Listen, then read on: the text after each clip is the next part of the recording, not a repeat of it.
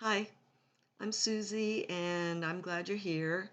And I'm gonna refer back to some of my past videos.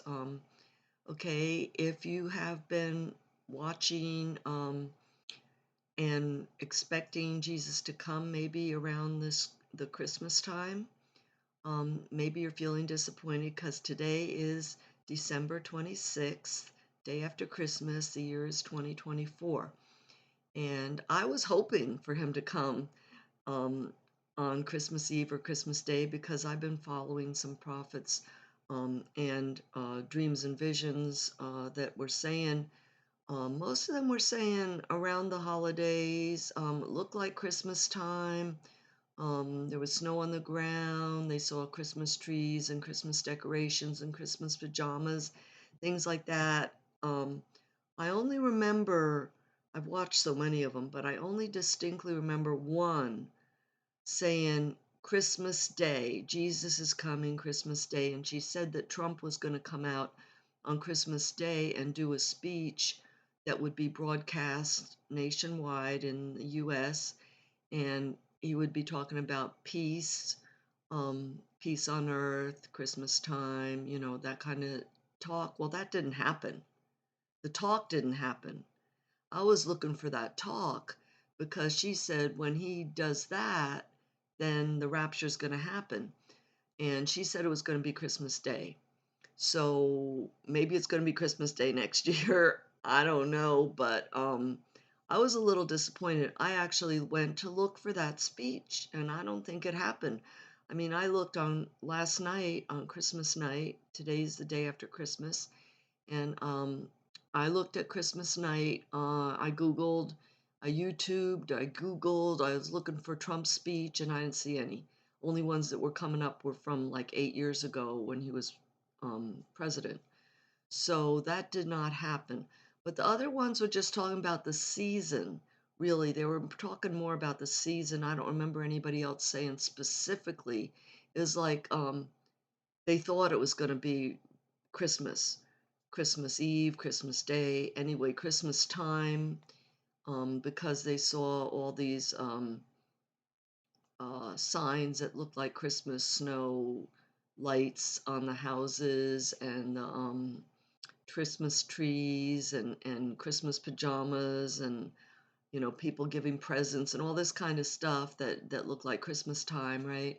And then there was the others who said that because Hanukkah and Christmas fall at the same time, like that was real special, that meant something. I don't know, but I was wondering about it because these people seem so sincere. I want to believe it. So I did a little more research today, um, especially also because one lady who I'm not real convinced about. I'm not sure, but she mentioned some other dates like January 9th. She mentioned, and I know, I know Jesus said no man knows the day or the hour, but like I keep saying, um, we might know the month. We definitely should know the season because the Bible tells us about the season of the fig tree. We should know the season and all the signs. There's so many signs. I mean, if you don't know anything about Bible prophecy, there's so much to learn. And I want to help you, but you guys got to encourage me. If you want me to keep doing Bible studies with you online, you got to tell me. Um, but God is telling me. Anyway, I want to say, okay, I'm gonna get into this. What I researched today, and this will give you hope if you're looking for it to happen around the holidays. And that's a season, Christmas season, holiday season.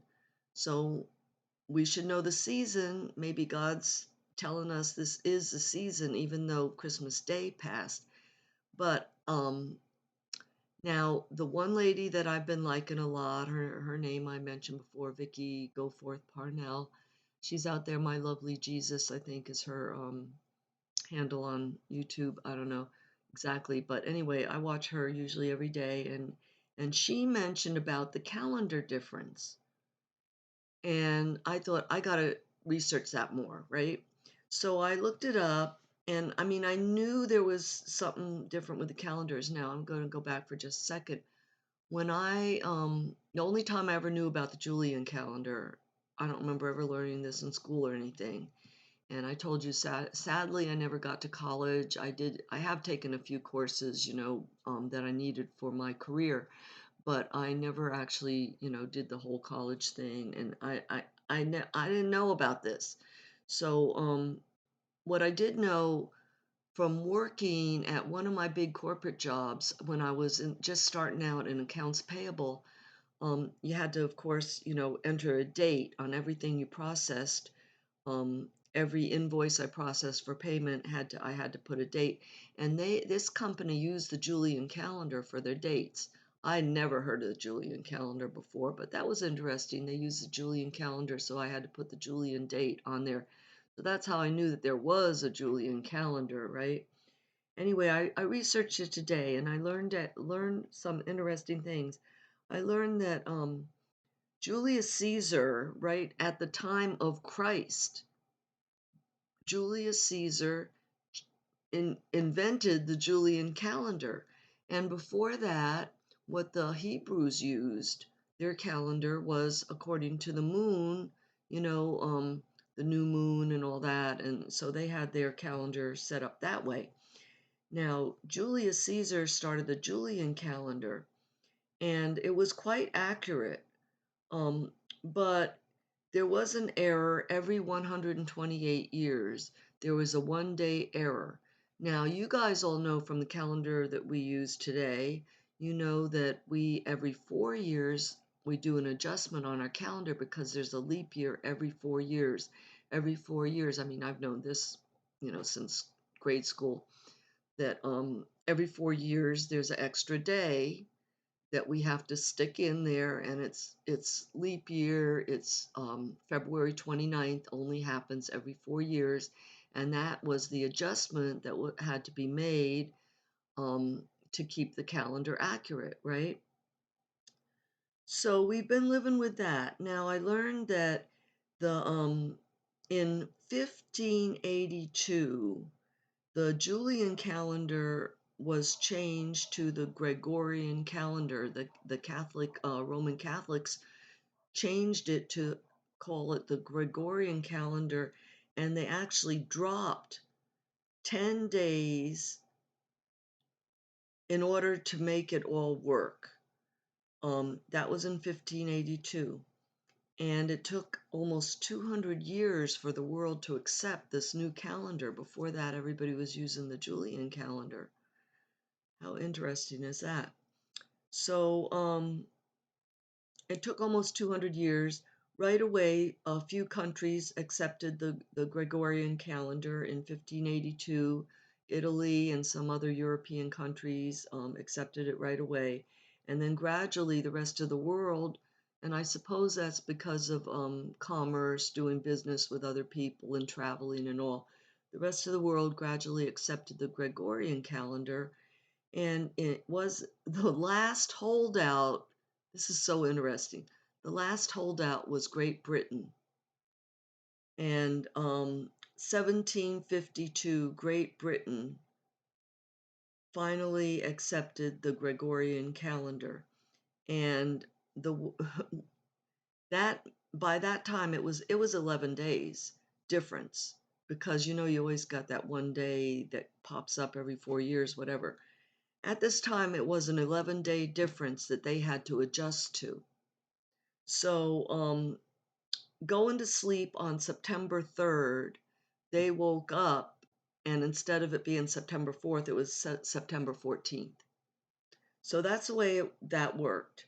Now, so if you go by the old calendar, the Julian calendar, um, it's not Christmas yet. And also I brought up, I think I already mentioned it, but anyway, the yeah, I did mention it because that same lady who mentioned about the calendar difference, I mentioned it on my other video yesterday, um, that Putin's Christmas, the Christmas in Russia is actually January 6th to 7th, um, because they go by the older calendar. But if you go by, anyway, I don't remember the exact words to say, but some countries still today celebrate the Epiphany, which was the day of the wise men. They call that the Christmas, right? The Orthodox, the Greek Orthodox, and the Russian Orthodox celebrate it January 6th or 7th. Or like in the Jews believe, and it used to be in Jesus' day, a day was sundown to sundown. Sundown Friday to sundown Saturday was the Sabbath. So in their sundown, that makes it between the 6th and the 7th. So Russia and Greece and places that the Orthodox, Greek and Russian Orthodox, they still, that's their Christmas, 6th to 7th. Now, when I was a kid living in New Jersey, my next door neighbor was from Russia. She was Russian Orthodox, and I remember her celebrating Christmas on January 6th. And she explained that to me. That was the day of Epiphany when the wise men came. That's what they believe and all that. Okay, so I learned from Googling today from my research that some countries still today go by the Julian calendar, and some countries actually celebrate Christmas on January 19th, still today in the year 2024. There are some countries out there that celebrate Christmas, the day of Epiphany Christmas, with the wise men coming on January 19th. So you could say, if you are open-minded and we don't know, God's time is not always our time. Remember that. You could say the holiday season could be anywhere from really Thanksgiving all the way to January 19th could be the season that we're talking about. So I just wanted to throw that out there for people like me who are not familiar with the differences in calendars, other possibilities that still would make the holiday season rapture dreams and words from God that make it sound like it's the holiday season. Even there's scriptures that I didn't write down to show you today, but one in Isaiah I know where they talk about the celebrating and all, and that makes it sound like the holiday time when we would be redeemed. So Hanukkah is celebration time, and Christmas is celebration time. And the rapture is for everybody who accepts Jesus. Doesn't matter if you're Jewish, Muslim, atheist, anything. If you accept Jesus Christ as your Savior, He's going to take you um, as a new believer for the rapture. I am believing that mature Christians who are sleeping are going to be left behind, and they're going to have to endure tribulation along with, which is called Jacob's trouble, along with the Jewish non-believers and the others out there which are not believing. So that's my word for today, and I have a scripture to go with it. Well, let me read you the scripture to go with it. Anybody who got discouraged and feeling down, okay? And then hang on, because I have something else really cool to tell you how God worked with me today, just today. Okay, so if you want to hear that, stay with me another minute after I read this. John 14, okay, starting verse 1, I'm going to go down to verse 4. Okay, word of encouragement for all of you who are looking forward to Jesus coming, okay? He said, words of Jesus, John 14, verse 1. Do not let your hearts be troubled. You believe in God, believe in me also. There are many rooms in my Father's house. Now, the King James says many mansions, which, sounds really good. This is the NIV, and it changes, it breaks it down to the original word, and it says rooms. But you can believe your room is going to be like a mansion. There are many rooms in my Father's house, and you'll be right in your Father's, in God the Father's house, in His palace. If this were not true, I would have told you that. If this were not true, would I have told you that I am going there? Would I have told you that I would prepare a place for you there? If I go and do that, I will come back, and I will take you to be with me. Then you will be where I am. You know the way to the place where I am going. Isn't that beautiful? You know, I learned it in the King James, and it was so beautiful. I kind of want to read it to you in the King James, and I know some of you um, prefer the King James, and lots of it's hard to understand, but this is one of the really beautiful ones. So I have to flip there for a second. So here, I'm going to pause for a second. Okay, I'll be back. Hang on if you want to know how God worked with me today. Okay, King James Bible, John 14, verse 1. Let not your heart be troubled. Ye believe in God, believe also in me. In my Father's house are many mansions. If it were not so, I would have told you. I go to prepare a place for you. And if I go and prepare a place for you, I will come again and receive you unto myself, that where I am, there you may be also. And whither I go ye know, and the way I go ye know. Okay, blessings on that reading. Now, let me tell you what God did for me today.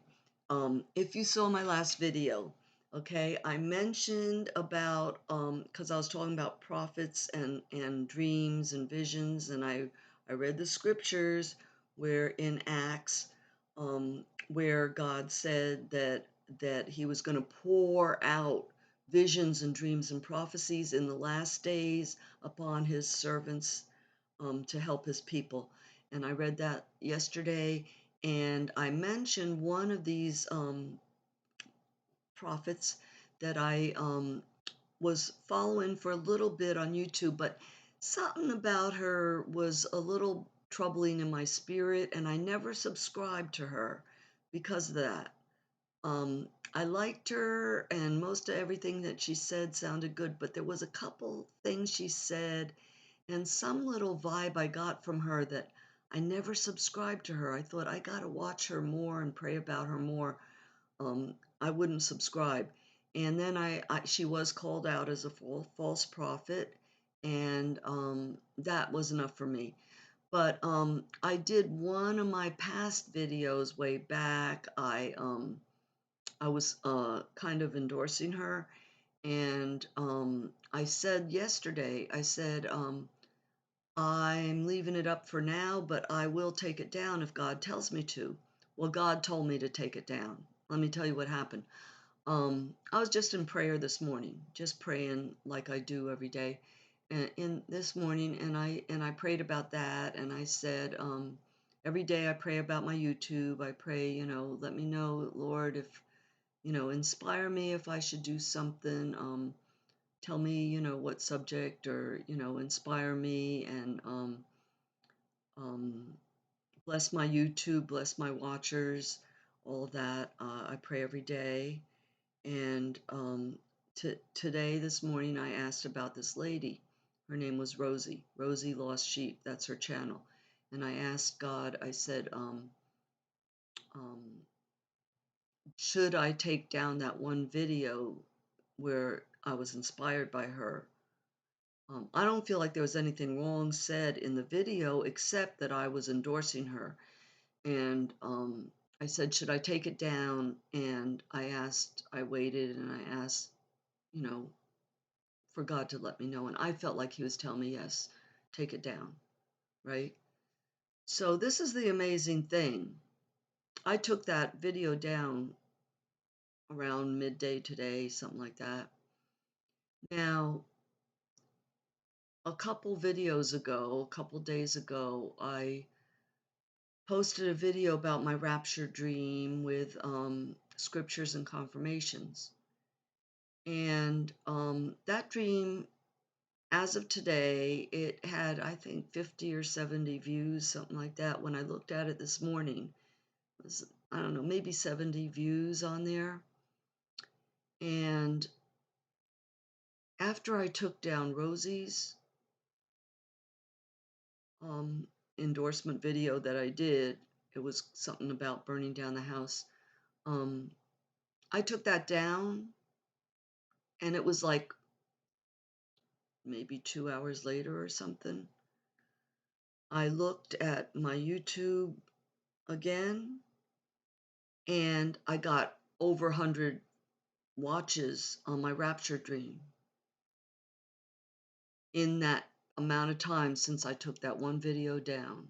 I believe that God really blessed my YouTube. He put a blessing on my YouTube because I took down that one that was holding back the blessing. And like in 2 hours time, I got like 100 views on my rapture dream, which needs to go out there because it was real. And last time I looked at it, another hour ago or something, I got another 100 views on it. So it was out there for 2 days with like 50 or 70 views.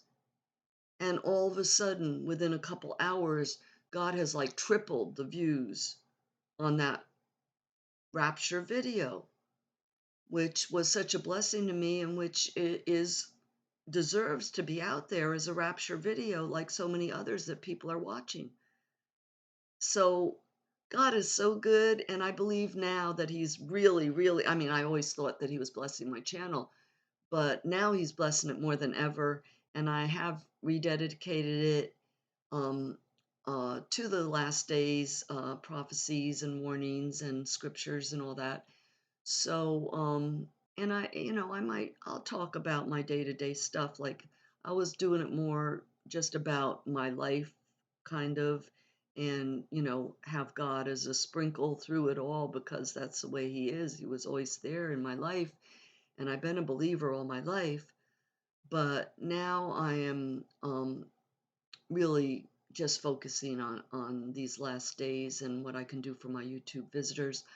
I used to be hoping that I would make money on YouTube, but I put that aside. I don't care about that anymore because I don't believe I'm going to be here long.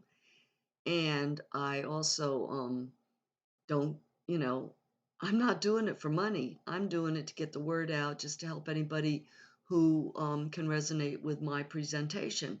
We're all individuals. We like to listen to different people, and some people can relate to me better than they can to other people. And that's why there's so many personalities, people from all different walks of life, different colors, different languages, all kinds of different people out there, men and women, young and old, and whoever can you know enjoys listening to me can identify with me and my personality, the way I talk. You're for me and I'm for you. So and someday we'll meet in person, and thank you. And I hope that you will talk to me, send me messages. I'd like to get to know my viewing audience better, and I hope to keep doing this. And pray for me, and I keep praying for you. And I'm glad you watched today, and God bless, and keep looking up. Don't lose your faith. Let it grow stronger. Pray every day and pray for all your loved ones. And keep repenting. And repenting means turning from your bad self, which we all have. Turn from it. Don't just say, I'm sorry, and keep doing it, but turn away. Turn away, and God will bless you.